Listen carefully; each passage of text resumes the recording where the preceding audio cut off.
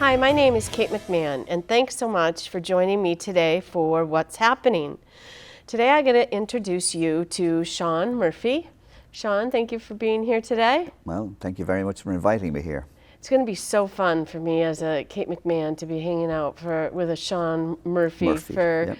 a few minutes today. Lots in common. Yeah, lots of Murphys and McMahons in Ireland. Yeah. And the States. And the States, you're right, you're right. So we first started chatting last week, and we talked a little bit about an event that I wasn't familiar with. It happens on the Cape the weekend after next, called the Ceili Weekend. The Ceili Weekend, it's been an annual event, apart obviously from COVID years, since around 2007. And it's unique on the East Coast. It's the biggest gathering of Irish set dancers, and there's people from all over the East Coast, and then we have a scattering of people from across the country, from Chicago, Seattle, maybe even San Francisco.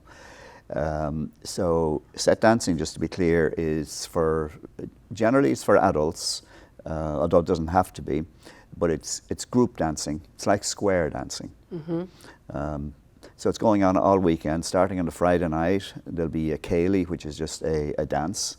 And then during Saturday, there will be workshops, training workshops for people who want to learn. Saturday night, then there's another Ceili. Sunday morning, and there'll be 2 workshops. Sunday afternoon, there will be the final Ceili.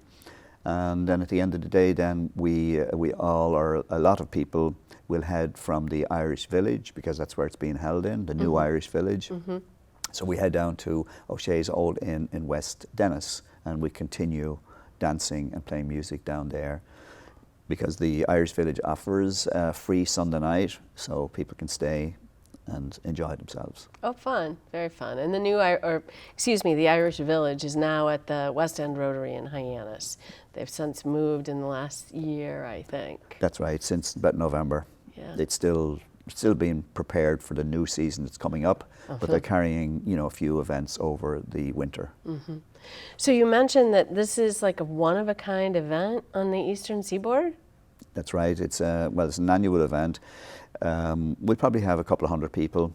And there really isn't any large Ceili. There are a number of smaller Ceilis that happen on a regular basis, but this is the biggest one that is held, along the East Coast, all the way from Florida up to Maine. That's crazy. That's wonderful. So we're very fortunate.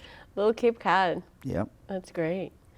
The other thing that I was hoping that we could chat a little bit about, based on our conversation just the last 15 minutes, is your depth of knowledge on the history of Ireland.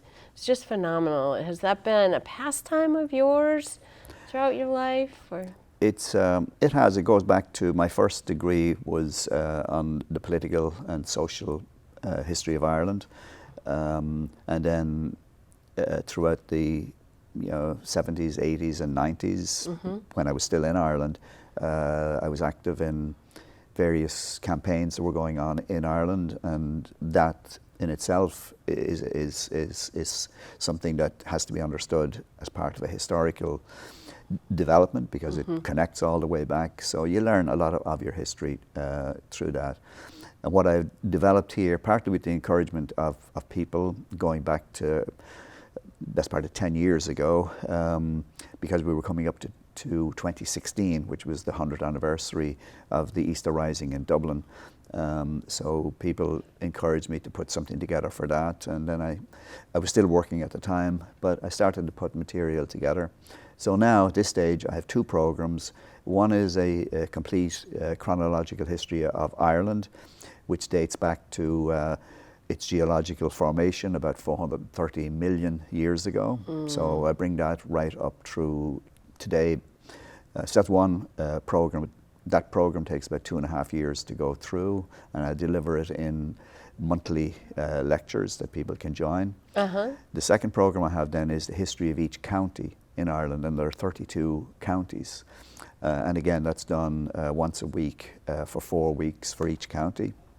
So that again takes the best part of 3 years to get through all of those. Oh, wow. And they're done on Zoom. They're live Zoom Oh, that's helpful, especially in this day and age. It makes it a lot easier for folks. It does, yeah. Yeah. Now, do you help people as well? You know, you said it's the history by county. Do you help people figure out where their ancestors came from, or do you send them in another direction? Generally, I would. It depends on the information that they want. If it is historic information, and if it is general information about the clan that they came from, I can help them. If it's about, you know, a specific family, I wouldn't. I Sure. wouldn't be able to do that. Now, what I have done in the past is that there have been some families who got together and who wanted a picture, you know, of Ireland and their families, and the picture really was to try to get them to understand, first of all, where they came from, the clans that they came from, and to understand why people left Ireland.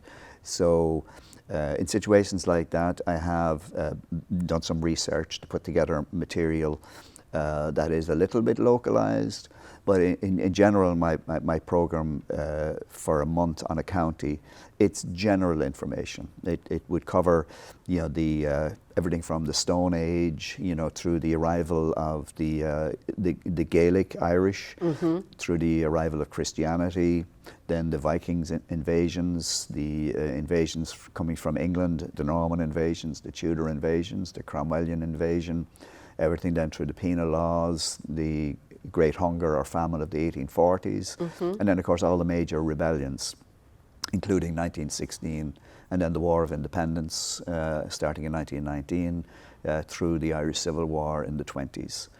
And in a lot of cases on the history of the counties, I leave it there. I don't, you know, 4 weeks, there's only so much you can pack into it. Yeah.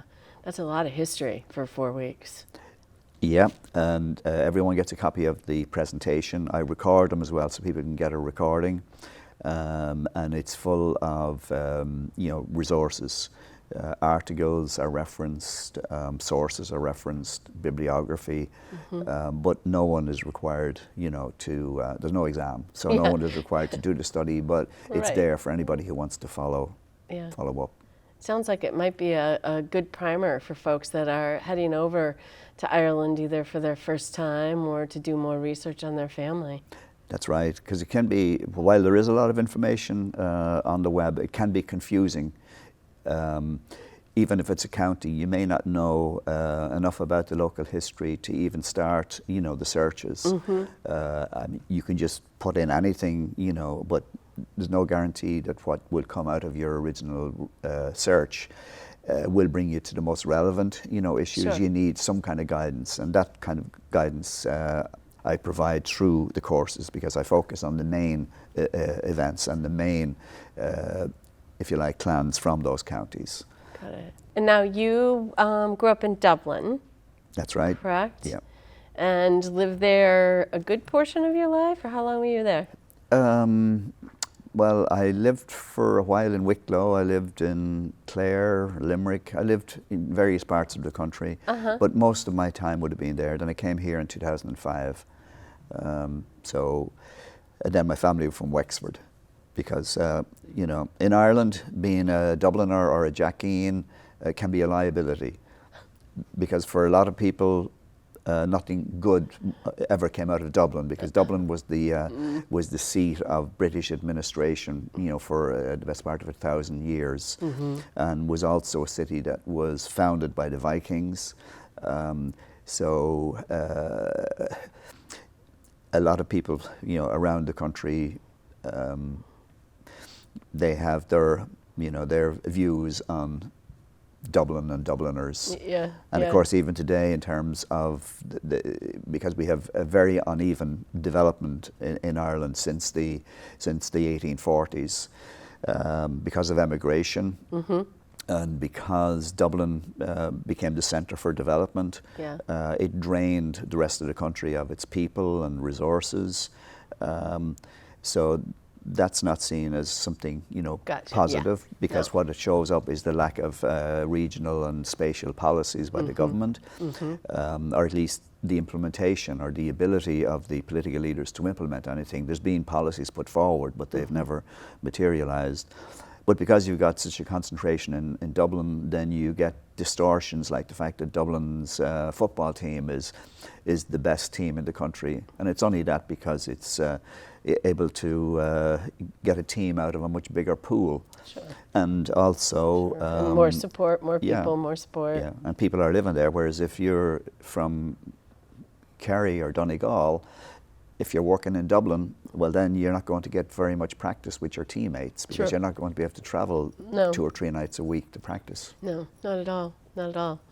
Well, I'm really looking forward to catching back up with you after I go on my trip to Ireland at the end of the summer and tell you what I learned and maybe take another class or 2.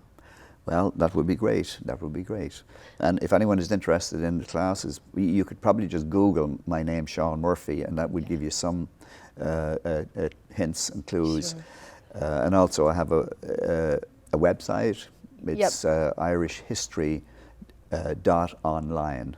irishhistory.online. Okay, great. So we'll let our viewers know about that as well. Great. Well, thank you for being here. I really do appreciate it. Yeah, well, thank you. It's great to get information out, because there's a wonderful Irish community on the Cape, and again, it would be a very sad day, if the connections with Ireland were lost. Ireland has a huge history, and even from the point of view of understanding history, knowing a bit about Irish history will tend to de-relativize things. History is so short in this country. People talk about a couple of hundred years. True. If you're from Ireland, you're talking about, we can walk around and see things in our vision that are there for 5,000 years. So we have a different outlook on life and on history. Right. And obviously, also from the past, we've learned a lot. Unfortunately, because Ireland is a small country, a lot of what we have learned doesn't get translated much into world politics, but someday maybe it'll be a bigger resource. Just like, from the native peoples in this country. Yes. The things that they knew are just totally ignored. Exactly. How they understood nature, how they understood relationships among people, whatever.